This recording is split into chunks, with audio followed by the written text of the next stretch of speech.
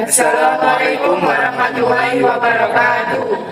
Kami dari kelompok 8, di sini kami akan menjelaskan materi tentang nilai maksimum dan nilai minimum dalam pengubahannya. Namun sebelum itu, izinkan kami untuk memperkenalkan kelompok kami. Yang pertama saya sendiri dengan nama Romi Chandra Asmara. Nama saya Dewi Diana Mafiro. Ini saya Mia Rahmawati. Saya Fatimah Zahra. Saya dari saya bersama. Baik, untuk selanjutnya mari kita lanjut ke video penjelasannya. Nilai maksimum dan minimum dalam pengubahannya. Nilai yang pertama kita akan membahas dari nilai ekstrim global. Notasinya adalah S sebagai daerah domain yang berisi sekumpulan titik XY pada bidang R2 merupakan bilangan real yang titiknya itu bisa berupa P0 atau AB. Selanjutnya, bagaimana kita bisa menentukan nilai maksimum global atau minimum global? Yang pertama, kita akan membahas tentang maksimum global. Pada titik AB, fungsi mencapai maksimum global jika nilainya lebih besar atau sama dengan semua titik lain dalam domain S. Jadi, titik ini mempunyai nilai fungsi yang paling tinggi dari keseluruhan daerah asli. Selanjutnya yang minimum global.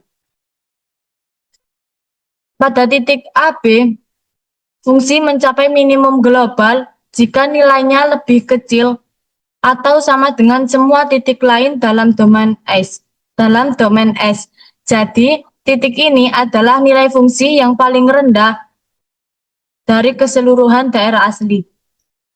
Jadi, intinya perbedaan antara minimum dan maksimum global ialah pada nilai lebih kecil atau lebih besar.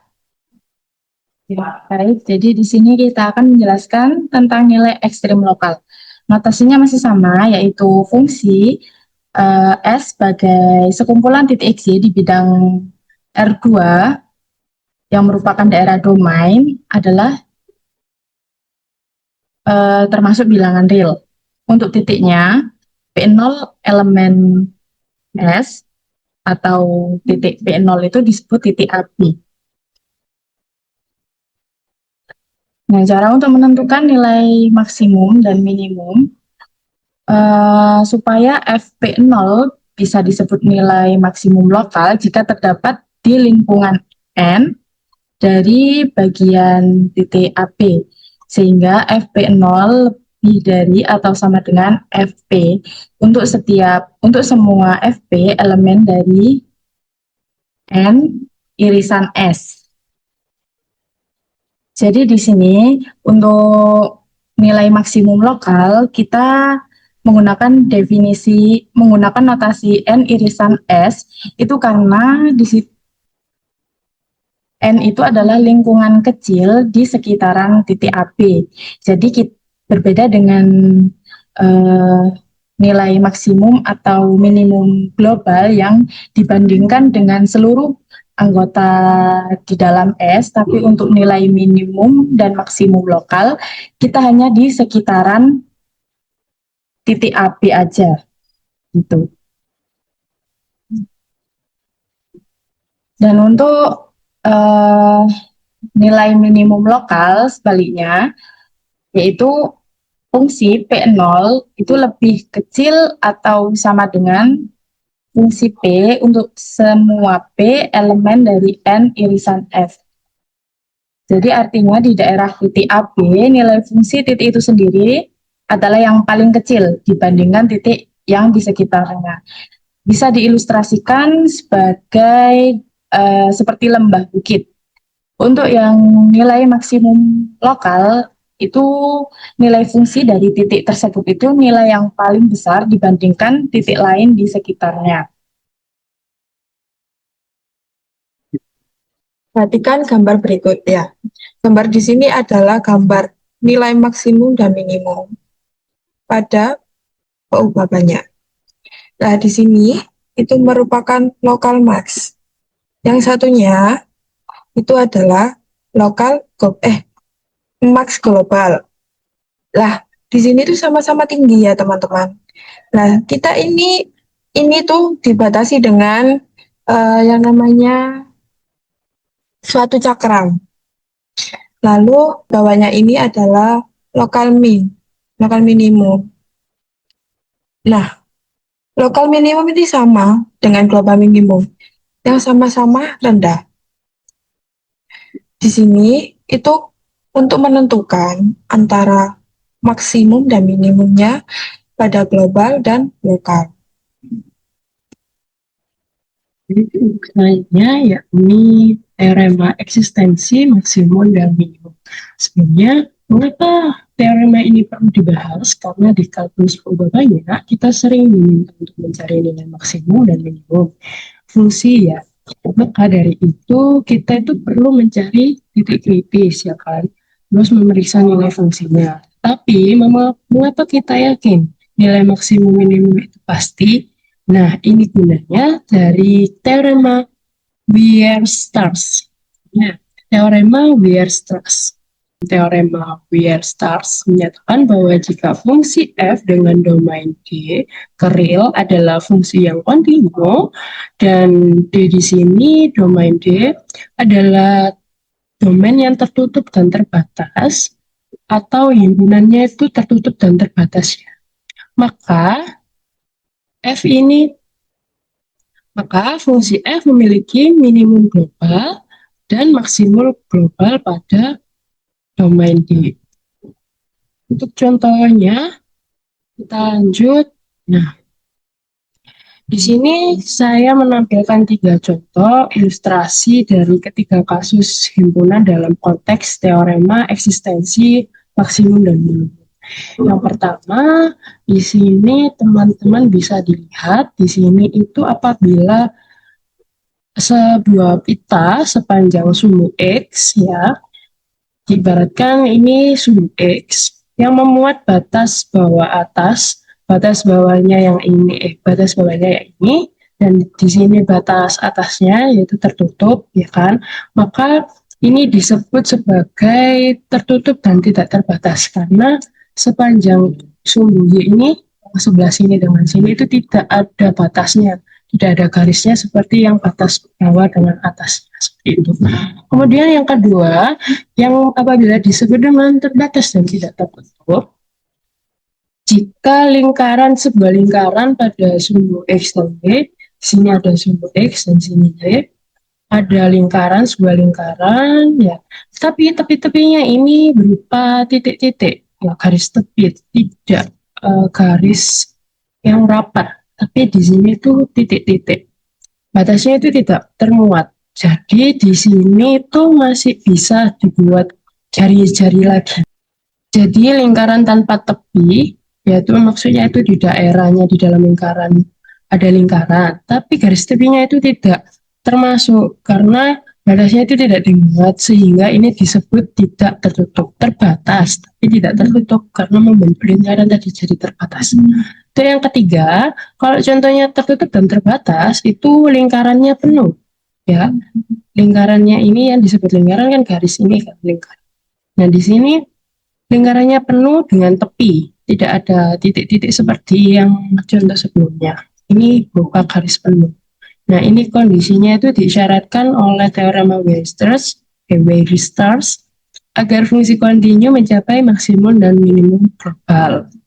Jadi, syarat inti dari teorema Weierstrass ini, syarat penting agar nilai ekstrem global dan terjamin itu pertama itu fungsinya kontinu.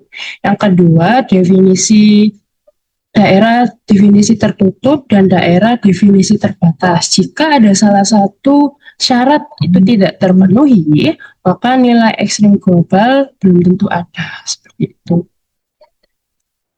Oke, untuk selanjutnya yakni teorema titik kritis, yang dimana fungsi f hanya mungkin mencapai nilai ekstrim pada titik-titik kritis, yaitu yang pertama titik-titik perbatasan daerah asal f, atau yang kedua titik-titik stasioner, yaitu titik di mana f mempunyai turunan 0 gradien f x0, y0. Yang ketiga, titik-titik singular, yaitu titik di mana f tidak mempunyai turunan. Langsung saja kita ke contoh soal. Di sini ada dua contoh soal. Yang pertama adalah carilah nilai ekstrim dari fx, y sama dengan x kuadrat min 2x plus y kuadrat per 4. Yang kedua, carilah nilai ekstrim dari fx, y sama dengan min x kuadrat per a kuadrat dikurangi y kuadrat per a kuadrat. Untuk pembahasannya,